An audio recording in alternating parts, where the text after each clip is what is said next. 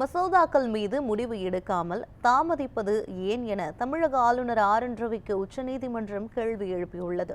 மசோதா கோப்புகளுக்கு ஒப்புதல் தர ஆளுநர் தாமதம் செய்வதை எதிர்த்து தமிழ்நாடு அரசு தொடர்ந்த வழக்கு உச்சநீதிமன்ற நீதிபதிகள் ஜே.பி. பர்திவாலா, ஆர். மகாதேவன் அமர்வில் விசாரணைக்கு வந்தது.